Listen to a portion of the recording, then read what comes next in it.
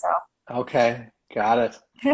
Got it. Well, since we're 15 minutes into it, we'll get going right away, and I'll introduce myself and an introduction. We'll just kind of get going with the conversation. But my name is Aaron Holm, and I am the manager of consumer engagement for Ottobock North America. And I'm privileged to be joined today by Shaholly Ayers, who I've got a profile which I think it's funny. I'll read it off. I mean, it's not funny, but it's so informal, I think. But born without her right arm, congenital. She's a runway model. Shaholly Ayers broke the fashion modeling world mold as the first amputee. And you said it. You call yourself an amputee, although we all know, it's congenital.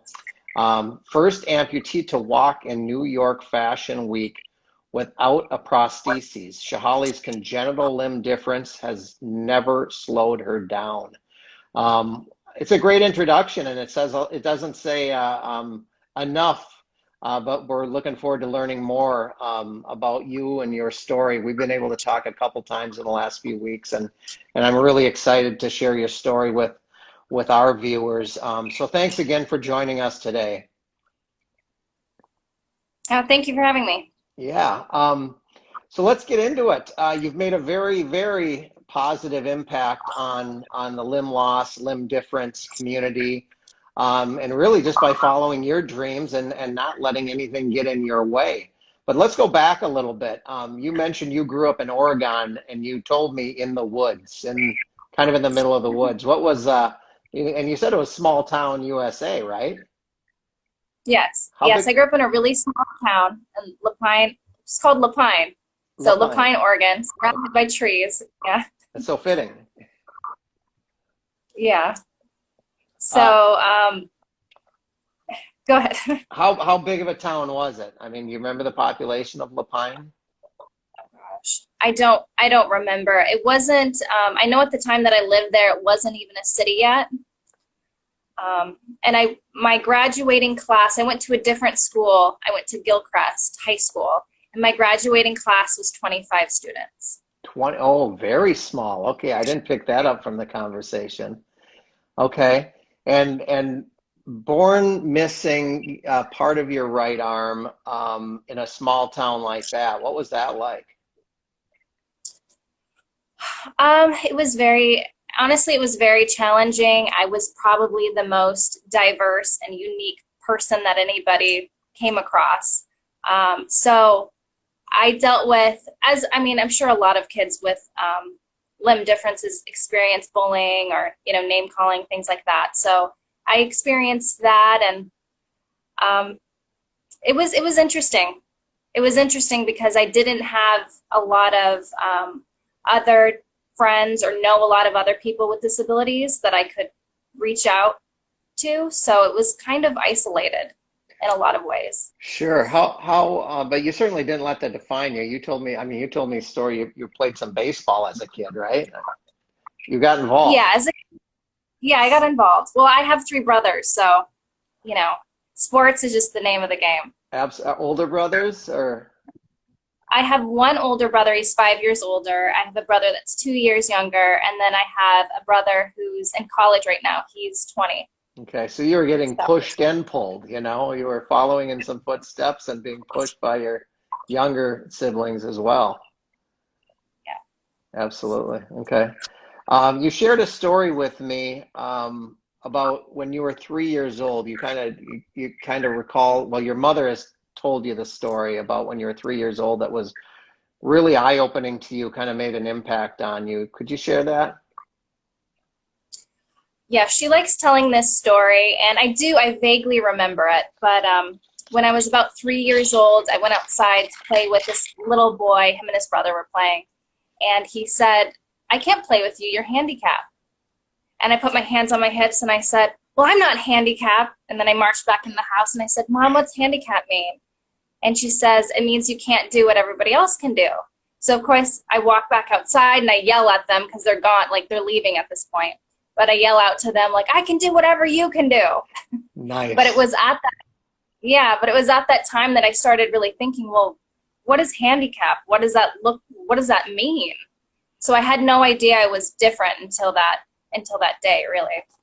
Yeah, and I suppose the wheels were turning at that point. It was kind of, you were just living life as a kid, and all of a sudden someone tried to define you, which you certainly didn't let that stick very long. You just moved on from there, and it's probably good for them that they didn't stick around because you came out of that house storming, it sounds like. I did, yeah. They're probably lucky they left. Did you know these kids? I mean, did you follow up with them when you had a chance, or was it just in Oh, I passing? mean, they were just a passing Okay. thing. Okay. What was the childhood like? You played some sports. Were you a pretty good student in school? My mom also jokes about me having to be an A+ student. I would cry if I had an A-. So school was very important to me. Oh, Um, absolutely. Okay. You're a competitor. yes. Yeah, another story you told me that it'd be great if you could share was even it wasn't just I'm good, Jacqueline. My daughter, I texted my daughter when we were having technical issues. I said, "Get up here. I need help on Instagram or on Facebook." So she just came flying in a little late. But you also shared a story about which was interesting about even your coaches and your maybe gym teacher, how they kind of excluded you from some of the activities, some of the sports because they said they didn't know how to work with you. I mean, that's interesting. Everybody was willing to let me go ahead and try whatever I wanted to try, but there was no coaching. So yes, they would say to me like, well, go ahead and you can play basketball. I just don't know how to show you how to play basketball. I don't know how to teach you. Yeah, And but I think, honestly, I think that it helped me in my life, because I've had to teach myself how to do just about everything. So when I do come across something that's a challenge, it's like, well, there's another way to do this. Maybe it's not the way that it's been typically done, but I know that there's a way around this. So sure. it in a way kind of helped later in life. Yeah, I think it probably made you stronger. It certainly probably gained some independence through that as well. But well, great. And then you never lack the ability personally to do something. I mean, when we talked, it's like you just if you couldn't find the support or someone wasn't going to do it with you, you just went off and did it yourself. And we'll talk a little bit about that. But it really seems that the childhood set the platform for what was to come and what you're doing today. So I think that's really important to cover that. A lot of I'm sure moms out there are kids that congenital upper or lower extremities that are dealing with some of the same things, and they recognize that as a potential hurdles and move forward. So I think I'm sure you're an inspiration. You've been called that several times. Moving through the school years, what did high school things like that, and then you decided you were going to leave Oregon for Hawaii. You just decided you were going to go to Hawaii for college, and you hadn't been there before, but you applied and were accepted and went out to check it out, which I can't imagine you go out there and say, no, this isn't for me. It sounds like you kind of had your mind made up. I mean, I did want to change. I did want to, change a little bit. I was, like I said, in the middle of the woods, so I wanted to try a different lifestyle. So I did. I got accepted to Hawaii Pacific University, and I went to school there when I was 18 years old. I wasn't like it was no big deal. I was horrified. I'll be honest. It was All, horrifying. It was a scary experience. all by But yourself. I all by myself. But it was something that one of the things that I am proud of because it gave me that start that I needed to have. Sure.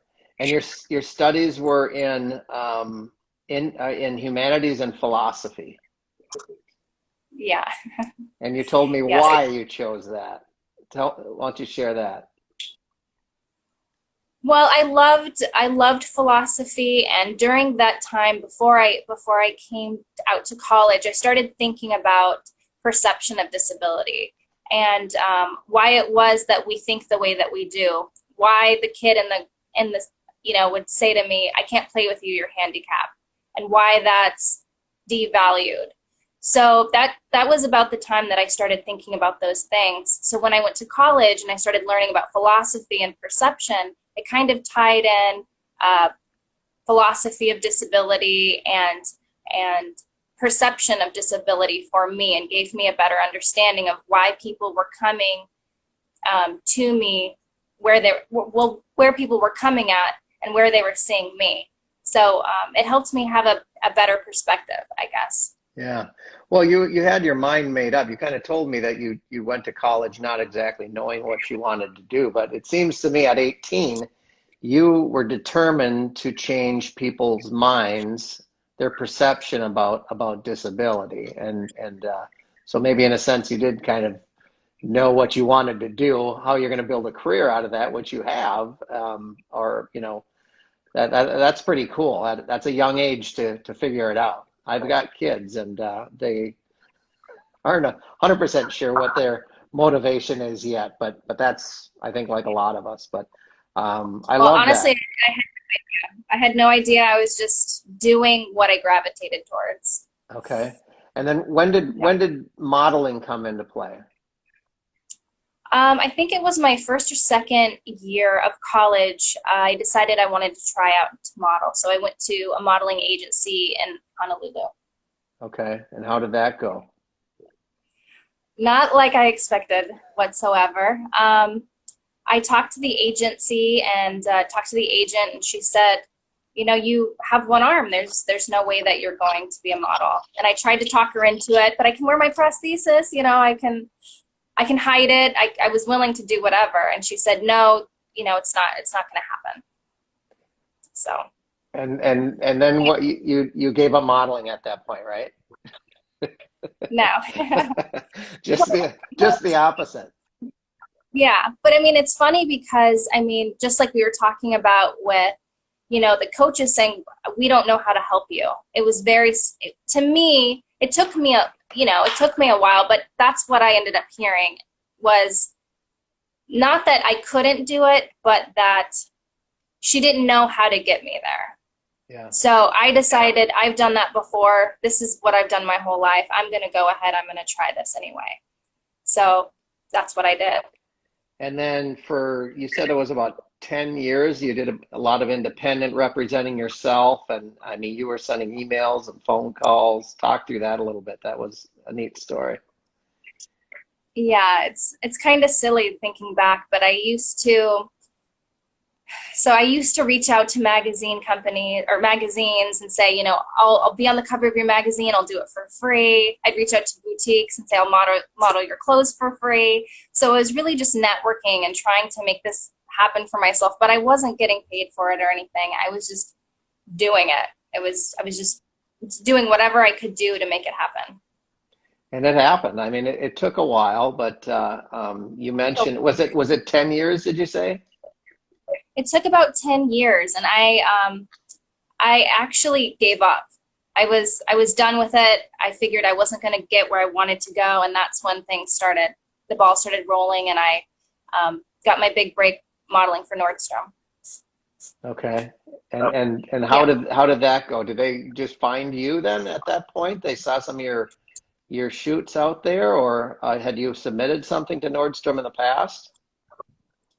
Well, there was an organization that reached out to me, and they ended up pulling me in, which is where I started working with Global Disability Inclusion and became their brand ambassador. And it was weird. It was around that time, and Global Disability Inclusion was also linked to this organization production company that produced the first ever inclusive runway shows, which I was in. So it was everything was kind of connected at that time. Okay. And I have a note here that says you were the first model ever to walk in a show at a New York Fashion Week without a prosthetic. Yes. That's pretty cool. It was really cool. This was at Mercedes-Benz Fashion Week, and I had never walked in a fashion show before. So as I'm walking down, there are photographers lining this runway just taking pictures. And I remember I had no prosthesis on or anything, but at the end of the runway, I stuck my little arm out, and everybody oohed and awed and took pictures. And it was like, okay, well, I guess I'm okay. So it was kind of a validating moment for me. Absolutely. That's great. And that was in New York, obviously. Going to school in Hawaii at that time, and you jetted off to New York. And were you staying there for a period of time, or how does that work? I think it was really short. I think I went to New York for a couple of days, 2 or 3 days, Okay. and then I flew right back to Hawaii. And you mentioned, I think yesterday you talked, you were in college, you were modeling and working full time. Yes, Not yes. not to get away from modeling, but some of the other things. Shaholly has participated in 6 seasons of New York Fashion Week in a row. So does that mean 6 years in a row? Yes. In 2018, she has also modeled for Ulta Beauty, Third Love, Tommy Hilfiger, and more, paving the runway for many amputees. I mean, you certainly have. You're an avant-garde. You're a pioneer in the fashion industry. How you look back at kind of what you started, and how has it changed since then? Have you seen a lot more exposure to disability and Oh, yes. Even when you and I were talking, when I started, there was definitely pushback. It was, you're never ever going to do this. This isn't in the cards for anybody with a disability. But within the last, I don't know, several years, maybe 5 years or so, I've seen so many inclusive casting calls. Like I've gone to casting calls where I'm not the only person with a disability. oh There wow. are there are so, yeah, so it's changed a lot. And even on my personal everyday life, I used to get questions every time I went to the grocery store. I used to, I'm used to the stairs, I'm used to all of that. But it's interesting because that's not happening anymore.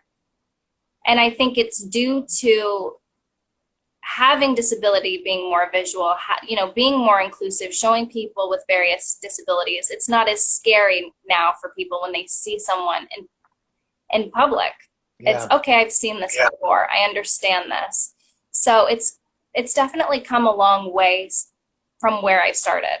And it's very gratifying to see such an amazing shift in society because of it. Yeah, yeah. Well, thank you for that exposure to the community. I mean, it is so important, and it should become mainstream. I mean, it really is um, amazing to look back and see how far we've come. I think as a community, even the last 5, 10 years, and you're obviously a big part of that on the global stage in New York City, on the runway. Um, so tell me a little bit more about the job that you were working in Hawaii. You were going to college full time, you're modeling, and you're working full time. And that was kind of interesting what happened there. You must have impressed your employer a little bit. I don't know, maybe. um, I I well, I guess I know where you want to go with this.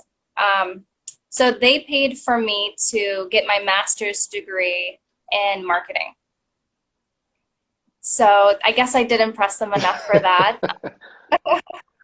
They were it was a really big deal actually. So I'm very grateful to them for that. Yeah, you did impress them. I'm impressed that you were modeling. I mean, traveling to New York City to do runway modeling and all the other shoots that you were doing. And prior to that, you were representing yourself to follow your passion, follow your dream of modeling and getting noticed, which you were successful doing, working full time, going to college, just a few things going on in your life. Great social life. I didn't need no social life whatsoever. Modeling was my social life. Yeah. Okay. Photographers were my friends, makeup artists were my friends. Yeah. Sure. So fast forward a little bit. You've recently received an Ottobock bionic hand, upper extremity hand, and how long? Well, there it is. Look at that. Now, how long did you Yeah. go prior to getting this hand? I know when you were younger, you received a prosthetic that you said was more cosmetic. It wasn't really functional. you wore it, but obviously didn't really accept it long term. But you went the majority of your young life without a prosthesis. Is that correct? Well, I did. So I had the baby prosthesis that was just the superficial looking one, but I did have a body powered prosthesis that I wore throughout elementary school. Okay. So I stopped wearing it around 5th grade because I became self-conscious. I don't know. I became more self-conscious wearing a prosthesis than not wearing one. Sure. So I stopped wearing it around 5th grade, and then I didn't have a new well, let's see. I had a prosthesis when I was 18, my last prosthesis through Shriners Hospital, and I've had that same prosthesis until now. Wow. Okay. So I've used that same prosthesis until now. That's a big upgrade. Yes. And you're getting used to it. I'm getting used to it. I mean, it's pretty, as long as if I can put it on, it's pretty, I don't know, it's pretty easy to use once you start wearing it. And when you say if you can put it on, it's like if you get into the routine of wearing it after not wearing something for so long, and yeah, that's retraining yourself, I think, with that. Yeah, that's the biggest challenge right now. But as soon as I put it on, I don't know, they made it so easy to use, so it's like second nature once you put it on and start wearing it. But you probably still favor your sound side that you've depended on throughout the years, and it's really going to take some training, I guess, to get used to using that and the functionality of it. It is very intuitive. It is very intuitive, yes. Let's talk about marketing a little bit. You have your own company. Yes, I started my own company about 2 years ago. So I do social media, email marketing, and Google advertising for nonprofits. And that's based out of Hawaii. Do you work from home? You have an office? I do. Okay. Yes, I have a home office, and so does everybody else during COVID. So. Exactly. You didn't have to move at all, did you? I was prepared. I was ready to go. What kind of, you said marketing, social media, digital. What kind of organizations, what kind of companies are you working for, or what kind of companies are hiring you? I have worked with various companies. So I used to work for a firm. So I've worked with real estate, food industry, prosthetics, estheticians, restaurants. I mean, just about everything. What a great career. You get to learn all kinds of different industries and people and things like that. And are you setting up websites, or you're not going that far? You're doing a lot of the social media communications work? More social media communications. Okay. I can update and handle blogging, but I don't build websites. Okay. How do people get a hold of you at your company? So they can email me at shaholly@newdawnmarketing.net. So it's spelled NUDAWN marketing.net. And your Instagram, they follow you at SHAHOL1. Is that correct? Yeah, Shahol1. And then Facebook at Shaholly Dawn. Yes. All right. Well, what kind of advice would you have for maybe some kids out there that see this or that are following you on Instagram that, I wouldn't just pinpoint it to modeling, but, that are faced with certain barriers, similar barriers that you were faced with? I guess you can't. I mean, the biggest thing was I never listened to what anybody said. Kind of rebellious, which no parent wants to hear me say that probably. But I think you have to be a little bit rebellious, and I think you have to, you really have to know yourself and listen to what it is that you want as a person, and go for it. I mean, it took me 10 years to see any progress, so it does take time and it does take a lot of effort So I think putting yourself out there and working as hard as you can for what you love is something that you should do. Wonderful. That's a perfect message. And you didn't listen, but you used that. You made up your mind, and it came out. I mean, it was a positive thing that you didn't listen to the negative. Is really what you did. You didn't listen to people telling you you can't do something or you can't be a part of something. You had your mind made up and turned it into a positive. So we'll go with that, moms. Okay, that sounds good. What did we miss? Anything else you want to cover today? I mean, we didn't talk about my arm that much. Let's talk about your arm a little bit. How is it I want to know when you go into a grocery store and you see the orange that you're going to grab, are you 50% on that side? Are you 25% on the prosthetic side? Are you still grabbing with your sound? My goal is to try to be 50-50. Okay. It's still awkward because I don't know which hand to grab with, which sounds really stupid, but I will go with this one even though this is my dominant hand. So it ends up taking a lot longer. Yeah. Because I'm trying to figure out, oh wait, maybe. So I'm still not used to that.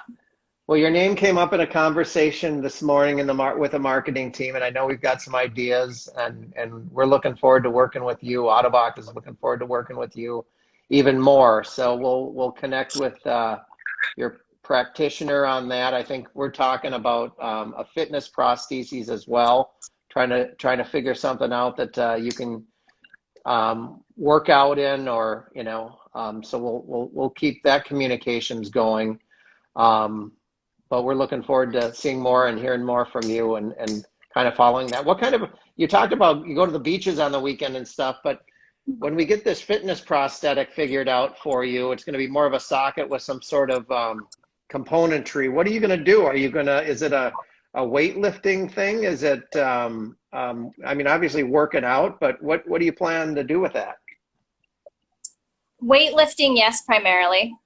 Okay. I guess I could take it to the beach, but it's so hard to get sand out of prosthetics. It is. So I try to keep them out of there. What about riding a bike? Have you rode a bike? I mean, I suppose you can ride a bike, no? I can ride a bike, but I've never tried it with a prosthesis. Okay. I think that would. I'm kind of scared. Yeah. To do that. Okay. I should try it though. I should try it. A lot of new things, I think, once we get that figured out. And I do know some people that we've helped out with custom sockets and things. So we'll connect with them as well and get some ideas going. So we'll be in touch on that. Well, thank you for your time today. It's only like 9:45 your time, so you got a full day ahead of you. But we'll be in touch, and we really appreciate you sharing your story, part of your life with us today. Thank you so much for having me. Thanks, Shaholly. Bye-bye. Bye.